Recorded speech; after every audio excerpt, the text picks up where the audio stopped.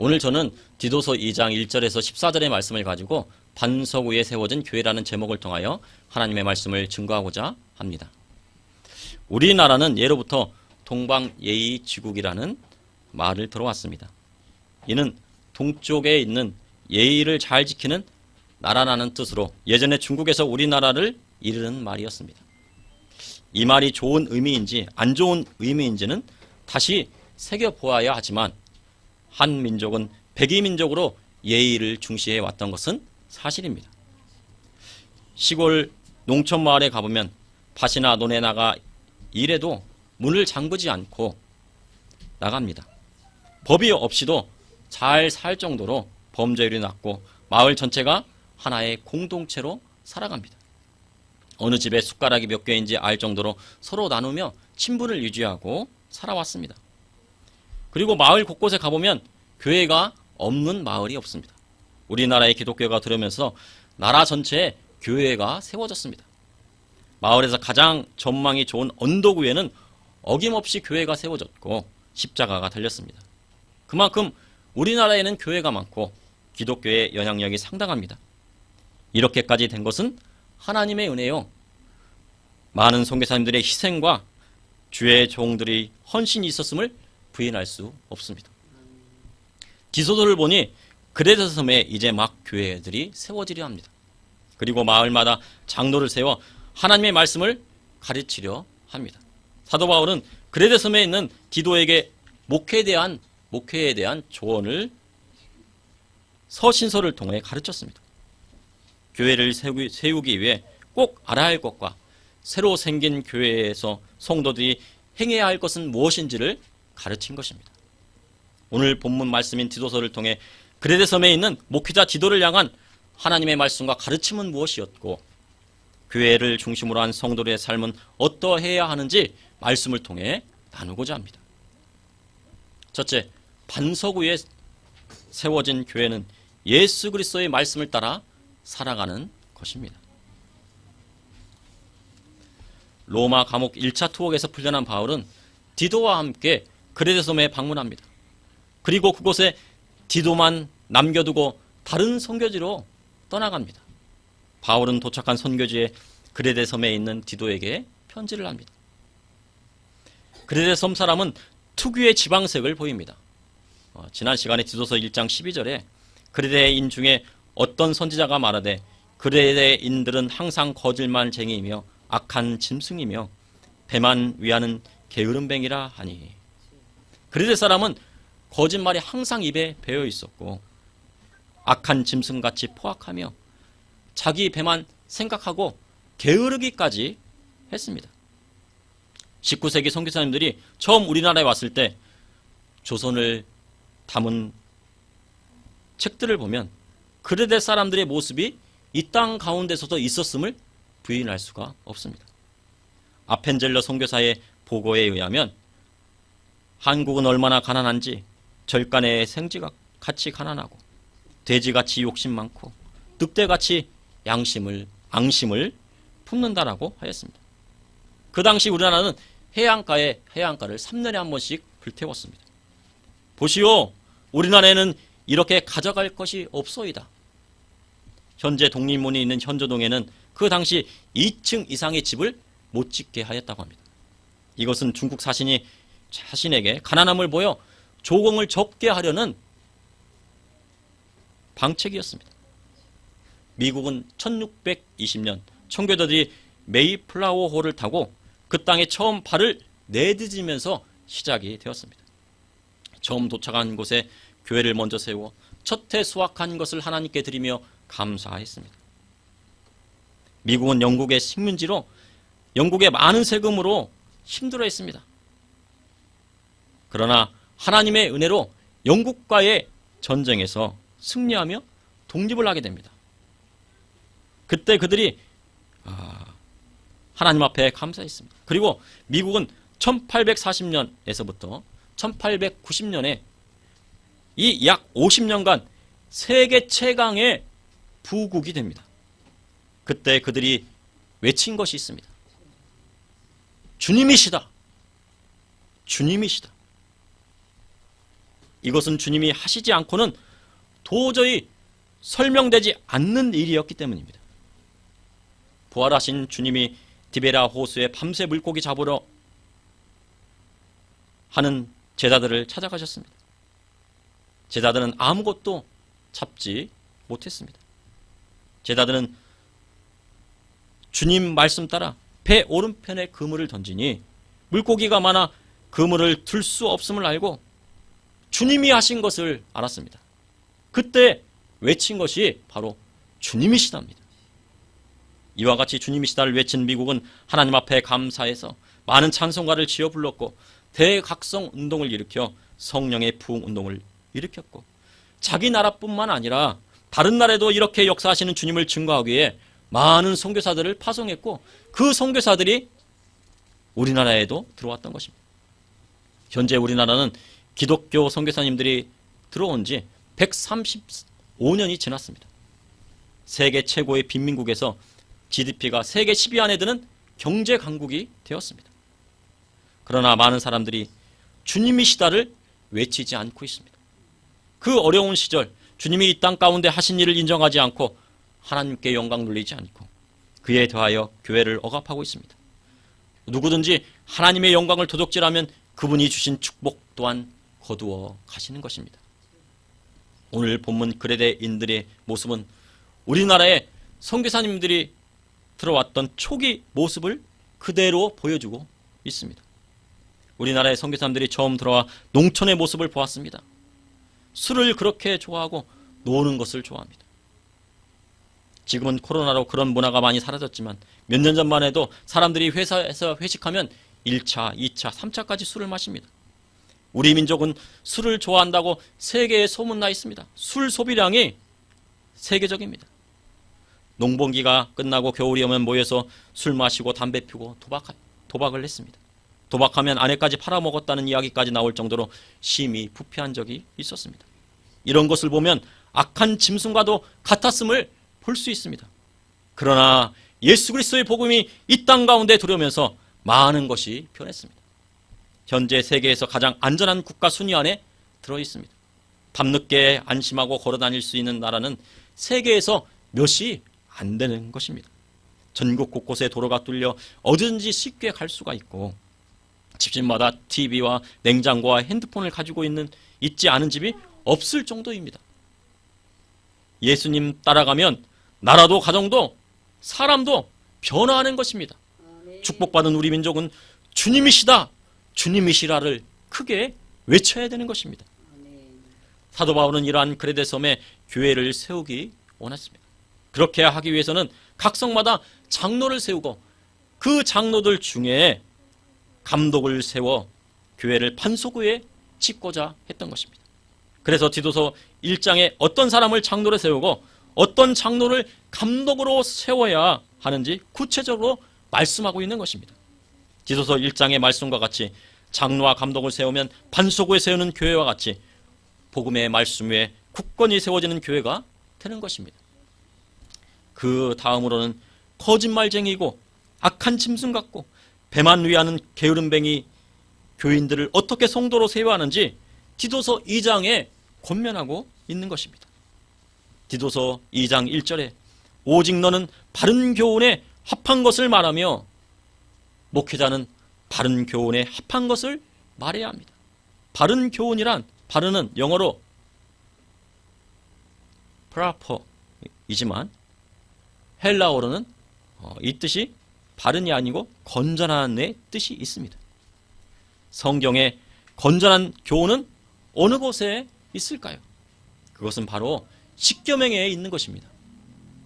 십계명은 하나님께서 시내산에서 모세를 통하여 이스라엘 백성에게 주신 10가지 계명을 말씀하고 있습니다. 그리스도인의 기본은 십계명을 지키는 데 있습니다. 옛날에는 목사님들이 이 십계명에 대한 설교를 많이 했는데 지금은 이 십계명에 대한 설교를 듣기가 어렵습니다. 우리가 이 십계명을 지키기가 어려운 것 같지만 하나님의 말씀을 따라 살아가다 보면 그리스도인은 자동적으로 지켜지게 되어 있습니다. 십계명을 지키지 않으면 그리스도인이라 할 수 없는 것입니다. 그리스도는 먼저 십계명을 바탕으로 하고 있어야 합니다. 십계명을 지키는 나라는 다윗의 나라와 같이 이 땅 가운데 굳건히 세워지는 것입니다. 요한복음 14장 15절에 주님은 너희가 나를 사랑하면 나의 계명을 지키라 하셨습니다. 주님께서 말씀하신 계명이란 사복음서에 나와 있는 그리스도의 말씀입니다. 또한 마태복음 5장과 에서 7장에 나와 있는 산상수원의 말씀을 말하는 것입니다. 진실로 진실로 너에게로는 이 천지가 없어지기 전에 율법의 1.1획도 결코 없어지지 아니하고 다 이루리라 말씀하셨습니다. 그리스도인은 예수님의 복음의 말씀을 항상 마음에 새기고 지켜야 하는 것입니다. 그러므로 반석 위에 세운 교회는 바른 교훈, 즉 그리스도의 복음의 말씀과 십계명을 올바로 지키는 데 있는 것입니다. 둘째, 반석 위에 세워진 교회는 성도와 그 가정이 바로 세워질 때 만들어지는 것입니다. 사도 바울은 각 성의 장로들을 세우고 그 가운데 감독을 세우라 하였습니다. 각 성의 장로를 세우는 것은 각 마을의 마을 공동체에서 연장자 중에 하나님의 말씀에 비추어 합당한 자를 뽑는 것입니다. 과거 각 동네에는 8촌까지 한 마을에 모여 살았습니다. 지금은 6촌도 멀다 하는데 6촌은요 아주 가까운 친척입니다. 그래서 각 마을의 가장 연장자가 모든 것을 이끌어 나가고 그의 말씀을 따라갔습니다. 이것이 바로 초대교회 장로의 모습인 것입니다. 그러나 현재 동성동본의 결혼 금지가 폐지되었고 법적으로 8촌 이상이 결혼이 가능하다고 합니다. 그리고 이마저도 무너질 가능성이 제기되고 있습니다. 8촌 이하는 근친이 되는데 헌법재판소에서는 이것을 통과시킬지 인정할지 안 할지를 심의하고 있다고 합니다. 바울은 장로뿐만 아니라 그 안에 있는 교인들을 가르치라고 말하였습니다. 디도서 2장 2절에 늙은 남자로는 절제하며 경건하며 신중하며 믿음과 사랑과 인내함에 온전하게 하고 나이 많은 남자 성도에게는 절제가 필요합니다. 술도 절제하고 아내 외에 다른 여자를 따라다녀서도 안 됩니다. 그리고 건강하게 하나님 앞에 기도하고 신중함을 더해야 합니다. 이는 성도가 믿음과 사랑과 인내 안에서 건전한 생활을 해야 함을 나타내는 것입니다. 3절에 늙은 여자로는 이와 같이 행실이 거룩하며 모함하지 말며 많은 술의 종이 되지 아니하며 선한 것을 가르치는 자가 되고 나이가 많은 여성도는 행실이 거룩해야 합니다. 이는 성전에 출입하기에 합당한 생활 태도를 말하는 것입니다. 이에 더하여 술을 즐기지 말아야 하며 선한 것을 가르치는 자가 되어야 합니다. 그래서 이 나이가 많은 여성도에게는 신중함이 빠져 있습니다. 너무 신중하면 가르칠 수가 없기 때문입니다. 늙은 나이 많은 남자 성도 그리고 젊은 여성도 젊은 남성도에게는 신중함이 있는데 이 나이 많은 여성도에게는 신중함이 없습니다. 그러므로 가르쳐야 한다는 것을 뜻하는 것입니다. 특별히 여인들이 말을 많이 하는 경향이 있습니다. 모이면 남의 험담을 자주합니다. 이것은 크게 잘못된 것입니다. 모함으로 교우의 사이를 갈라놓는 것은 하나님의 뜻이 아닙니다. 4절에서 5절을 보니 그들로 젊은 여자들을 교훈하되 그 남편과 자녀를 사랑하며 신중하며 순전하며 집안일을 하며 선하며 자기 남편에게 복종하게 하라. 이는 하나님의 말씀이 비방을 받지 않게 하려 함이라. 젊은 여성도는 먼저 가정에 충실해야 합니다. 가정을 팽개쳐놓고 교회에 와서 하나님을 섬긴다 하면 그것은 옳지 못한 것입니다. 믿지 않는 남편과 자녀라도 주 안에서 사랑하고 매사에 신중해야 합니다.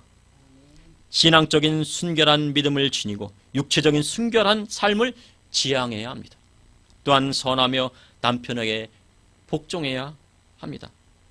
교회에 다닌다고 하면서 가정을 돌보지 않는 것은 하나님의 말씀을 비방받게 하는 결과를 초래하게 됩니다. 이것은 목회자가 비방받는 것과 교회가 비방받는 것에 앞서 하나님의 말씀이 비방을 받아 복음 전파에 큰 걸림돌이 되기 때문입니다. 6절에서 8절에 너는 이와 같이 젊은 남자들이 신중하도록 권면하되 범사에 내 자신이 선한 일이 본을 보이며 교훈에 부패하지 아니함과 단정함과 책망할 것이 없는 바른 말을 하게 하라. 이는 대적하는 자로 하여금 부끄러워 우리를 악하다 할 것이 없게 하려 함이라. 젊은 남자도 신중하도록 권면하고 있습니다. 또 책망할 것이 없는 바른 말을 하게 하라고 하였습니다. 바른 말의 힘은 말에 있기보다는 선한 일을 행하는 데 있습니다. 말뿐이요 행함이 없으면 소리는 커도 힘이 없습니다. 하나님의 말씀대로 단정하게 행하고 바른 말을 하게 되면 대적들이 부끄러워서 악한 말을 못하게 되는 것입니다. 그런데 현대에 와서 세상이 교회와 성도를 대적하고 악하다라고 말하는 것을 봅니다. 이는 교인들의 삶이 하나님의 말씀의 기준에 합당하지 않기 때문입니다. 9절에서 10절에 종들은 자기 상전들에게 범사에 순종하여 기쁘게 하고 거슬려 말하지 말며 훔치지 말고 오히려 모든 참된 신실성을 나타내게 하라. 이는 범사에 우리 구주 하나님의 교훈을 빛나게 하려 함이라. 성도는 직장 생활에서도 모범을 보여야 합니다. 상전들에게 순종하고 기쁜 마음으로 그의 뜻에 따라야 합니다. 또한 직장 가운데 있는 물건을 조금이라도 손을 대서는 안 됩니다. A4 용지 한 장이라도 가져가지 않고 신실하게 일해야 합니다. 요셉이 군대장관 보디발의 집 가전총무로 성실하게 일하였고 더 나아가 애굽의 총리로 나라 살림을 충실하게 관리하여 하나님의 영광을 드러냈듯이 성도는 직장 가운데 사장님이 모든 것을 다 맡겨도 될 만큼 신실한 사람이 되어야 하는 것입니다. 이렇게 할 때 하나님의 교훈이 빛나게 되고 하나님께서 그로 인하여 영광을 받으시는 것입니다. 바로가 요셉을 보고 하나님 앞에 영광을 돌렸듯이 그렇게 영광을 돌리게 되는 것입니다. 그러므로 반석 위에 세워진 교회는 성도가 하나님의 교훈으로 바르게 살아갈 때 세워지고 성도의 가정이 주 안에서 온전히 설 때 이루어지는 것입니다. 셋째, 반석 위에 세워진 교회는 선한 일을 힘쓸 때에 세워지는 것입니다. 디도서 2장 11절에서 14절에 모든 사람의 구원을 주시는 하나님의 은혜가 나타나 우리를 양육하시되 경건하지 않은 것과 이 세상 정욕을 다 버리고 신중함과 위로움과 경건함으로 이 세상에 살고 복스러운 소망과 우리의 크신 하나님 구주 예수 그리스도의 영광이 나타내심을 기다리게 하셨으니 그가 우리를 대신하여 자신을 주심은 모든 불법에서 우리를 속량하시고 우리를 깨끗하게 하사 선한 일을 열심히 하는 자기 백성이 되게 하려 함이라. 하나님의 구원의 은혜가 예수 그리스도를 통하여 우리 가운데 임하였습니다. 그 은혜로 보혜사 성령님께서 우리를 가르치시고 양육하십니다. 경건하지 않은 것과 이 세상의 정욕을 다 버리고 신중함과 위로움과 경건함으로 세상을 살아가라고 말씀하셨습니다. 예수님께서 이 땅에 오셔서 십자가를 지심으로 죄 가운데 있던 우리를 해방시켜 주시고 깨끗하게 하셨습니다. 이것은 선한 일을 열심히 하는 하나님의 백성이 되게 하시려는 거룩한 하나님의 뜻인 것입니다. 특별히 성도에게 선한 일이란 구제를 말합니다. 구제는 가난한 고아와 과부를 돌보는 것입니다. 그런데 성경에는 고아라고 해서 다 고아가 아니고 과부라고 해서 다 과부가 아닙니다. 고아는 부모가 이혼하여 돌볼 사람이 없는 아이를 말하는 것이 아닙니다. 그 아이에 대한 양육은 살아있는 부모가 책임지는 것입니다. 끝까지 책임져야 합니다. 부모가 다 세상을 떠나고 특별히 아버지를 잃고 그 아이를 돌봐줄 친척이 하나도 없는 경우를 바로 고아라고 합니다. 아브라함은 아버지를 잃은 조카 롯을 자식처럼 키웠습니다. 성경은 조카 롯을 고아라 하지 않았습니다. 이는 친척 아브라함이 있었기 때문입니다. 그러므로 고아는 아무도 돌볼 형제, 일가 친척이 없는 아이를 말합니다. 또한 디모데전서 5장 3절에서 16절에 참 과부에 대한 기준을 말하고 있습니다. 그리스도인은 과부를 돌보는 것이 바른 교훈을 행하는 것입니다. 그러나 과부에게 자녀나 손자가 있으면 그들이 필요한 것을 공급해야 합니다. 또한 친족이 있으면 그들로 과부를 돌보게 해야 합니다. 디모데전서 5장 8절에 누구든지 자기 친족 특히 자기 가족을 돌보지 아니하면 믿음을 배반한 자요 불신자요 악한 자니라. 자신의 친족 중에 과부가 있는데 돌보지 않는 자는 책망하고 가르치라고 말씀하고 있는 것입니다. 디모데전서 5장 9절에서 10절에 과부로 명부에 올릴 자는 나이가 60이 덜 되지 아니하고 한 남편의 아내였던 자로서 선한 행실의 증거가 있어 혹은 자녀를 양육하며 혹은 나그네 대접하며 혹은 성도들의 발을 씻으며 혹은 환난 당하는 자들을 구제하며 혹은 모든 선한 일을 행하는 자라야 할 것이요. 이러한 사람이 바로 참 과부인 것입니다. 디모데전서 5장 16절에 만일 믿는 여자가 과부 친척이 있거든 자기가 도와주고 교회가 짐지지 않게 하라. 이는 참 과부를 도와주게 하려 함이라. 구제는 성도들이 하는 것입니다. 그리스도인으로 친척 중에 고아와 과부가 있다면 도와야 하며 그 짐을 교회에 지어서는 안 되는 것입니다. 이것이 주님이 원하시는 성도의 삶입니다. 이로써 하나님의 축복이 그 가정 가운데 임하는 것입니다. 보아스가 이삭 죽게 하는 나오미와 룻에게 왜 특별한 선행을 베풀었습니까? 룻이 갈 때마다 이삭을 흘렸고 이삭을 남겨두었습니다.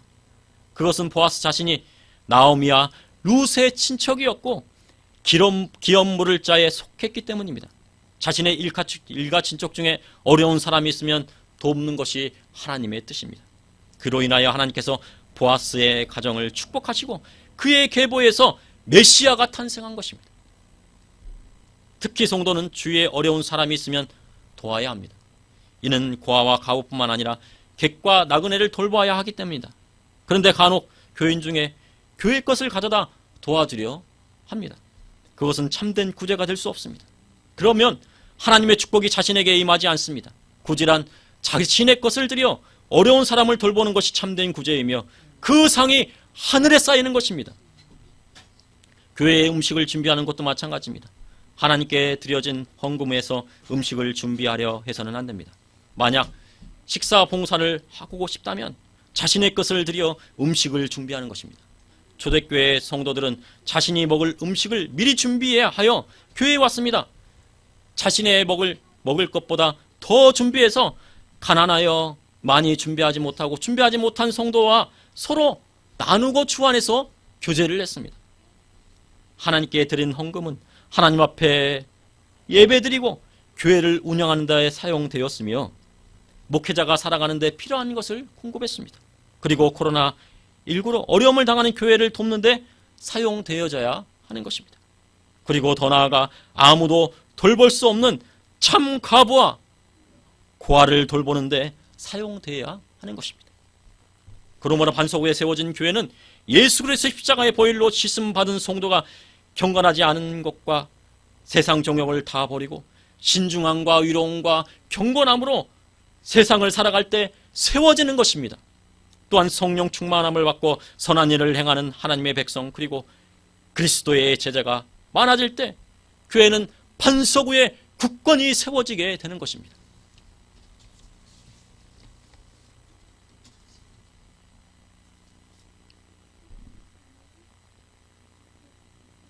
디도서 2장 15절에 보면 너는 이것을 말하고 권면하며 모든 권위로 책망하여 누구에게서든지 업심여김을 받지 말라 하였습니다. 현재 교회와 성도가 많은 비판을 받고 있습니다. 뉴스에서도 교회와 성도를 비판하는 기사를 많이 접합니다. 최근 들어 이러한 글들이 더 많이 올라옵니다.